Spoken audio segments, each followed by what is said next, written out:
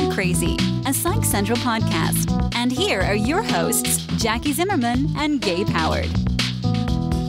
Hey everyone, and welcome to this week's Not Crazy. I'd like to introduce my co-host Gabe, who lives with bipolar disorder and is really, really wonderful. I would like to introduce my co-host Jackie, who lives with major depression. And is not wonderful. Whatever. That's actually a really great segue, Gabe, because as you may know, a couple weeks ago we talked about bipolar anger.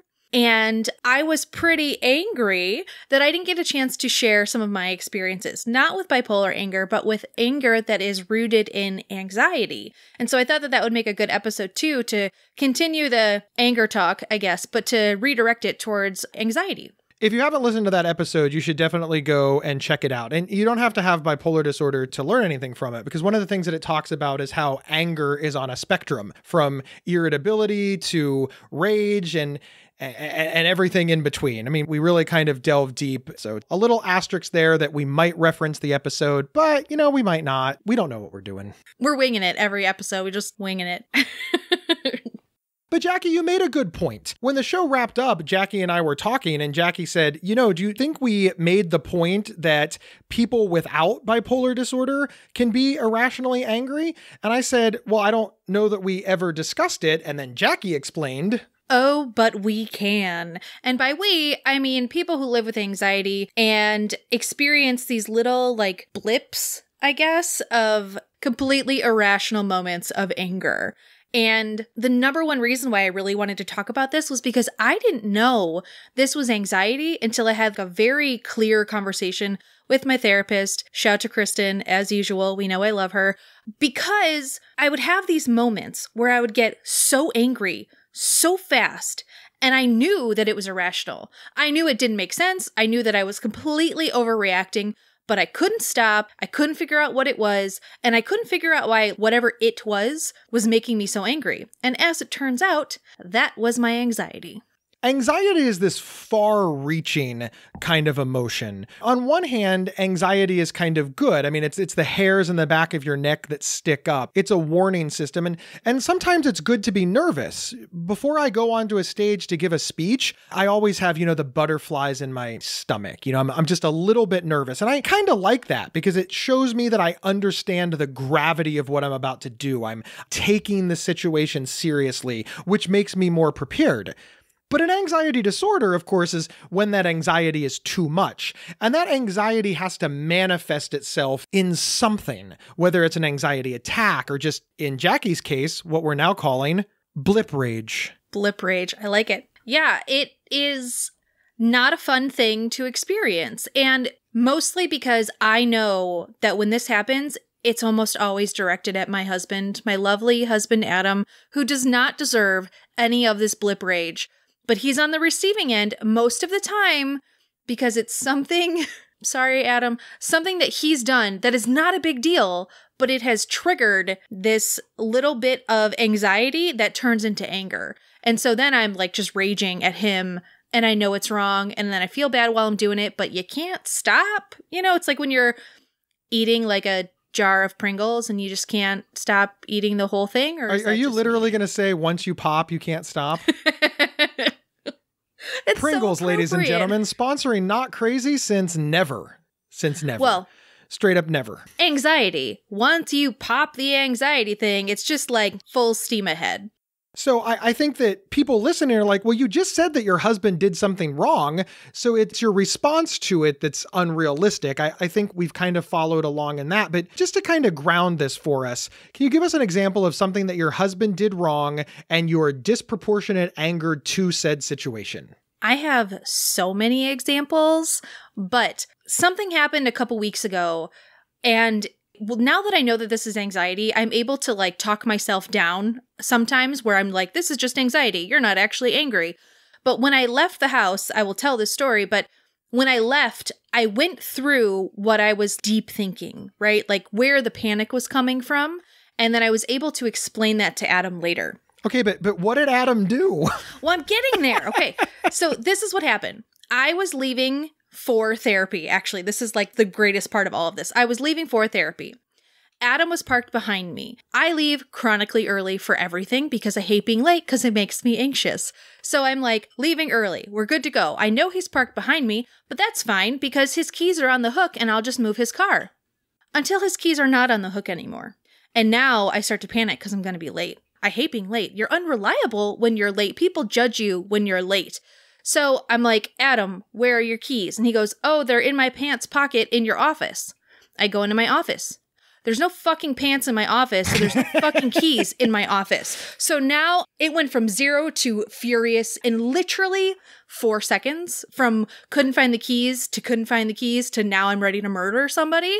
So, I can hear you getting angry. Oh my God, I'm reliving it. I'm getting so anxious. I mean, listen to your voice. You started off with, let me explain this thing that happened between me and my beloved. And then all of a sudden the F word came out and you're just like, and there's no keys. Where are my keys? These are keys. So we all agree that not being able to find your keys in the grand scheme of things is not that big of a deal. And also you live in like a 1,200 square foot house. So there's just a finite place that they could be. Right. I know this. So Adam gets out of bed, he walks 4 steps in a different direction and picks up his keys and goes, here they are. Well, I'm already furious at this point, right? Because I'm gonna be late. I get the keys. I am honestly approximately probably a total of 40 seconds later than I had anticipated being. But this is the 40 seconds that's gonna make the difference in my day. I was not even a block away from the house and I immediately felt guilty and like a dickhead. So I was like, all right. Just what happened? What just happened, self? Because that one was like kind of a doozy. Hang on, Jackie. Let me back you up for a moment. When you started doing this self-talk, this sort of chain analysis of what was going on in your mind and what was happening and why you lost your shit on Adam, had the anger subsided? Were you now back to normal? I'm trying to avoid using the phrase, had you calmed down? So I was in the car driving, and now this is just anxiety, right? Like heart rate faster, everything is just more intense. I'm not mad anymore. Now I just have lingering like heart palpitations. I'm still anxious, like heightened anxiety, but the anger part is slipping away, and that's when I start to feel like I was a jerk in that moment where I can feel it slipping away. The anger has started to subside, so your rational brain is starting to take over. And that's when you sort of realize that you got angry at Adam for essentially either doing nothing wrong, depending on how you look at it, or doing something just minor, a minor household infraction you lost your shit over. So guilt is probably the next feeling that is about to like form in your brain. Yes, I almost immediately called him and apologized. I went to therapy. And on the drive there, it's about 20 minutes away, I was thinking about what was actually the anxiety process, right? Like, what was I so anxious about? What was it that I was worried would happen? As you may know, if you live with anxiety, a lot of anxiety is rooted in fear, whether we know it or not. Most anger is also rooted in fear. So it's not terribly surprising when they present in similar ways. And so I was trying to think about, what was I afraid of? And then I wanted to be able to explain this to Adam later, because we've gotten past the point of identifying this anger as anxiety. He knows it's anxiety now, but it doesn't make it any better. It doesn't make it any easier to understand. And it damn sure doesn't make me feel any less guilty after it happens. What do you do with that guilt? So now your anger has calmed down, your rational brain has taken over, you are now back to the Jackie Zimmerman that we all know and love, but you've got this thing in your past that happened. So what do? I went to, how can I explain this to Adam? How can I help him understand irrational anxiety, anger? Not to be like, well, now you get it, so it doesn't matter if it happens, it doesn't count anymore. But to me, it felt like if I could get him to understand when he sees this happening, he might not take it personally, basically. It might just be like, this is a behavior that you have that we work through, and I can help calm you down in these moments, as opposed to being like, figure it out, the keys are on the hook kind of thing. One, I'm going to say, as your friend who is always on your side in any fight that you get into with your spouse. Yeah, he should help you manage your emotions and learn to be a better spouse for an irrationally angry and anxious person. I got your back. And then I'm going to say, really? You think Adam has to help stop you from being an anxious, irrational, angry person? Like Adam has any culpability here? Why are you involving him in this? Here's why. And no, I don't think it's his responsibility. But Adam asks regularly in these moments, how can I help you? What can I do to make this better? And these are the moments where I'm like, well, you could put your fucking keys on the hook. That would have made it better. But that's not helpful. No, it's not, right? So I'm thinking, what can I do to make this helpful? And this is what I realized. And I got home and I told Adam this. I know in that moment, it looked like we couldn't find your keys and I left 40 seconds later than I anticipated and I lost my shit. But this is actually what was happening. I'm good. I'm leaving on time. Everything's going to be great. And then it's, oh shit, I'm not leaving on time. So then I'm going to be in a different traffic pattern. And then this traffic pattern is going to have an accident. And now I'm going to get in an accident because I'm 10 minutes later than I was supposed to be. And so now I'm going to be on the side of the road dying because you didn't put your fucking keys on the hook. I put my keys on the hook. I shouldn't be dying on the side of the road. This completely irrational thought pattern, it took me a minute to realize it, but that's really what happened. I was worried because I left 4 seconds later. I'd be in a different spot on the freeway than I was supposed to be. That was going to be the problem spot. And something terrible was going to happen because I didn't leave when I thought I was supposed to leave. You became a victim of catastrophic thinking. It's where you played out the worst possible scenario in your own mind and then responded to it as if it actually happened. Yes. One of the things that helped me really early on with catastrophic thinking is it can go the other way, right? You can decide that, oh my God, Adam saved your life. If you would have left on time, you would have got run over by a bus. But because you left 40 seconds later, you were in a different traffic pattern. You were on the freeway at a completely different time. So now that bus, when it changed lanes, your car wasn't there. You are alive today because Adam didn't put his keys on the hook. That is just as likely as a scenario as the one that our brains give us, except that the ones that our brains give us, they're almost universally negative. But you know what they both are? False. Not reality. Didn't happen. Untrue. Completely and entirely made up. No, that's totally right. It is catastrophic to the worst possible degree, right? Literally 40 seconds difference and I'm dead on the side of the road. In this scenario too, also, like I couldn't reach my phone. Like I went really into it really far. And I came home and I explained this to Adam and he looked at me like, first of all, you are fucking crazy. Like literally, how did you get there from my keys are not on the hook? And I was like, this is what anxiety does to me, right? Like I get anxious about what's supposed to happen. And then when it's not happening, I go immediately into a deep, dark hole. One of the things that we love about our spouses, of course, is that they ask us follow-up questions and that they try to understand. And I sincerely hope that all of our listeners have someone in their life to help them manage anxiety, mental illness, depression, bipolar, schizophrenia, whatever. I know that many people don't, but if you get somebody that wants to help you, you have to take responsibility to train them. You become their sensei, and they are your mental illness ninja. Yeah, something like that. Listen, it was much cooler in my head, Jackie, but go with it. Adam was nice enough to ask. And I know you made the joke. You wanted to say, put your fucking keys on the hook, but you didn't because you want Adam to be able to help. So you've tried to explain it to him. You have explained it to him because the answer makes you look fucking crazy. That's a really weird thing to think. But what advice did you give Adam to help you? Because I know that you didn't just say, oh, Adam, I'm going through this crazy anxiety. I'm catastrophizing everything and I'm just nuts. So just tell me to calm down and I immediately will. That cannot be what you did. What did you actually do? What worked? Two things in this scenario. One, I did not say that at all. I kind of wish that I had, though, just to see the look on his face. In this scenario, I found the words to explain exactly what was happening, right? Because I've said to him multiple times, oh, it's my anxiety. You can tell that I'm anxious. I'm mad right now, but it's just anxiety.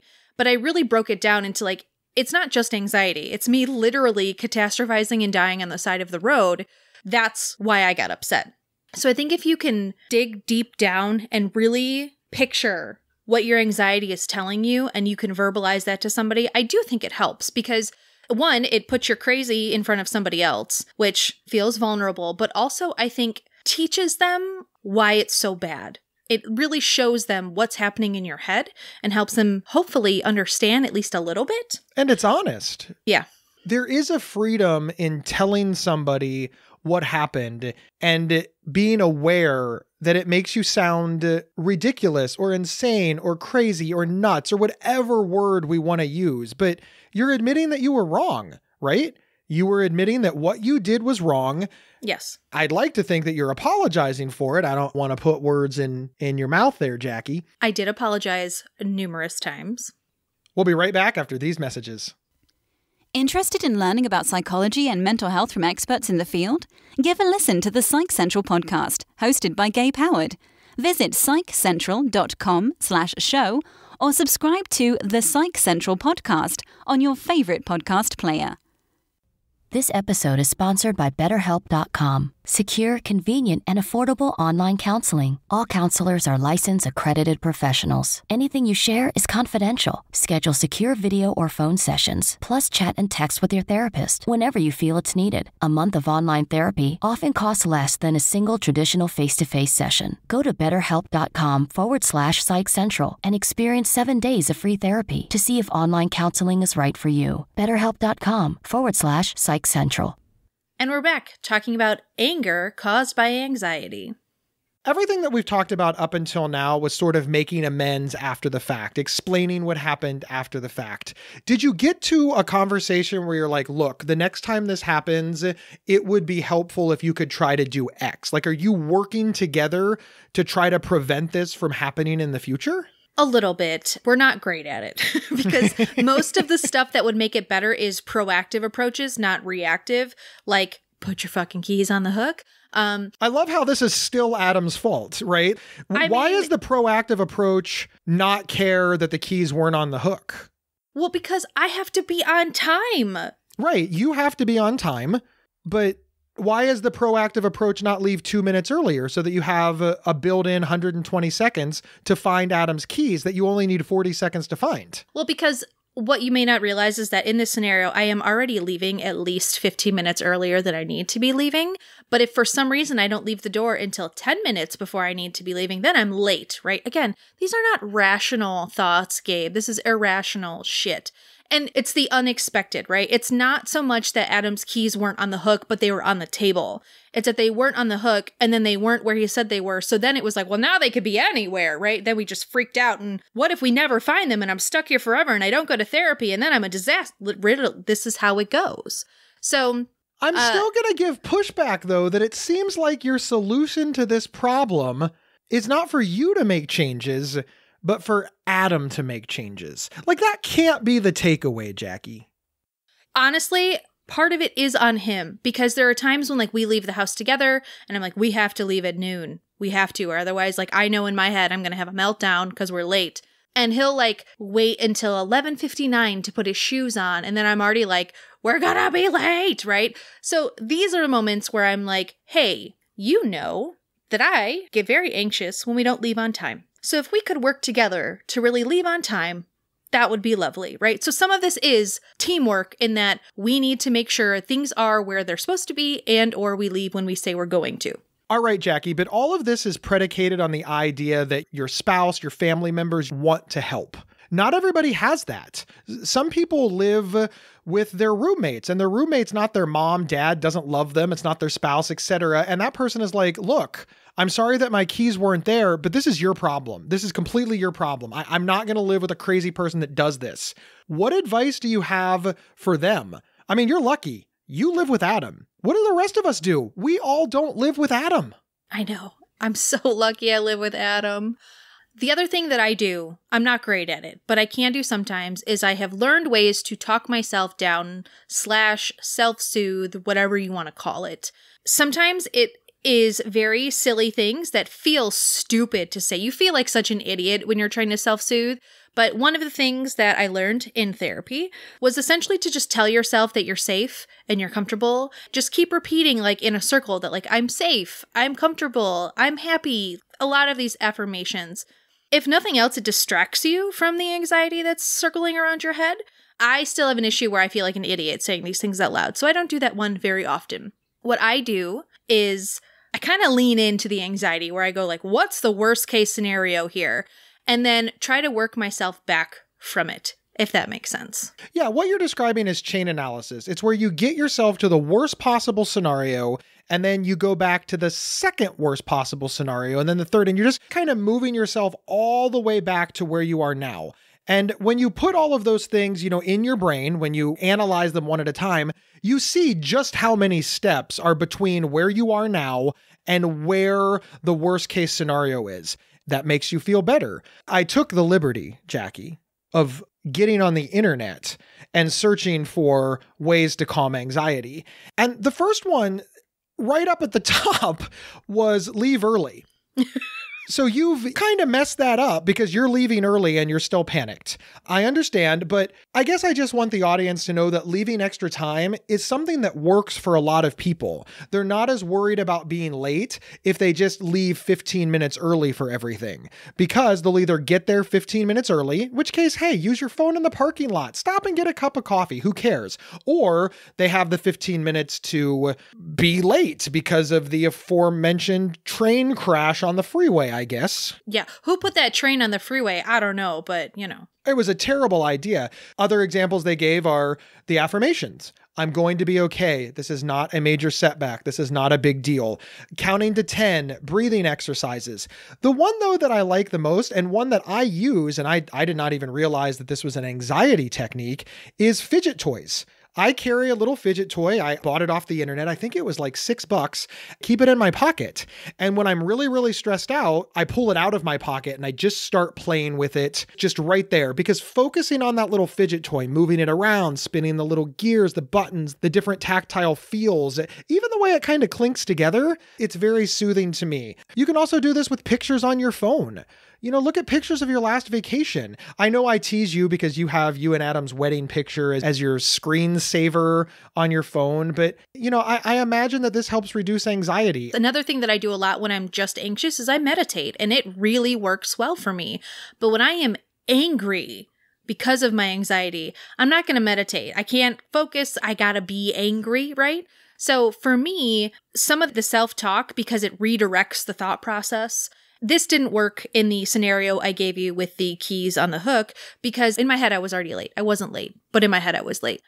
In these other scenarios, when I'm not feeling like I'm going to be late, I'm just really anxious because we're not leaving on time, I give myself moments to really walk through it and be like, this is not so bad. You're going to be 5 minutes late. It's going to be fine, right? Talking myself down. It didn't work this time because I already felt like I was dying on the side of the road before I even left the house. But I do work really hard to internalize talking myself down to the point where this is fine. This is fine. This is not going to be a big deal. Jackie, you've kind of hit on a chronic problem with self-soothing. Oftentimes we start it too late. We wait until the anger kicks in before we pull out the fidget spinner, before we look at the picture, before we do the affirmation, before we count to 10, before we are aware of our breathing and practice some sort of mindfulness. We have to get better at doing it too early, because what would be the bummer? What would be the bummer if you're like, okay, I can't find Adam's keys. I'm going to count to 10 right now. You didn't need to count to 10. So, what? The horror. Oh my God. You counted to 10, or you told yourself you were a good person, or you looked at a picture on your phone that made you happy. No. How dare you? How dare you have an unsolicited, unwarranted moment of joy? We have to give ourselves permission to use coping mechanisms before we need to cope, right? They can be preventative. So many people want to whip these things out after the tiger is out of the cage. That's not when we should do them. I definitely agree. And I think that in some of these scenarios where I leave early, that's my attempt at being proactive. When something comes up unexpected, like keys on the hook, where you can't predict it, that's when I think you need to know what works for you, right? Is it self-soothing via talk? Is it meditating? Is it counting? What is the reactive thing that is going to work for you? And just know it. Have it in your back pocket, because what really sucks is being this person and apologizing for it all the fucking time, right? Being like, I know that was shitty. Sorry. Hey, this happened yesterday. Oh, I'm sorry again. I couldn't figure out how to talk myself off a cliff, so I yelled at you. That's not a fun place to be. So it's much better to know what works for you and try to remember to use it because being a dick is not fun for anybody. Jackie, all I know is that for Christmas, birthdays, anniversaries, any gift-giving holiday that happens between Gabe and Jackie, I am giving you and Adam an extra set of keys to Adam's car. You're just going to be drowning in extra keys. Because honestly, at this point in the show, if all of the audience is just not like, I have 2 keys to my car, why do they only have 1? I don't think they're paying attention. He didn't know where his spare set was. I'm just putting it out there. Thank you, everybody, for listening to this episode of Not Crazy. Wherever you downloaded the podcast, please rate, review, and subscribe. Share us on social media and use your words. Tell people why they should click on and listen to us. You can always email us at show@psychcentral.com. Tell us what you like, tell us what you don't like, or tell Jackie where she can buy a 3rd set of keys for Adam's car. Remember, we always put outtakes after the credits, and we will see you next week. See ya! You've been listening to Not Crazy from Psych Central. For free mental health resources and online support groups, visit psychcentral.com. Not Crazy's official website is psychcentral.com/notcrazy. To work with Gabe, go to gabehoward.com. To work with Jackie, go to jackiezimmerman.co. Not Crazy travels well. Have Gabe and Jackie record an episode live at your next event. Email show@psychcentral.com for details. All right. Okay, it's you. We're back discussing anger and anxiety. And we're back talking about anger and anxiety. And we're back talking about anger caused by anxiety. We're back talking about how Jackie loses her shit for no fucking reason on her poor husband. We're back discussing whether or not Adam should leave Jackie. Hey. We're back discussing why Adam is too good for Jackie. And we're back discussing why Jackie and Adam should get like 47 sets of keys. Okay, I'll do some real ones.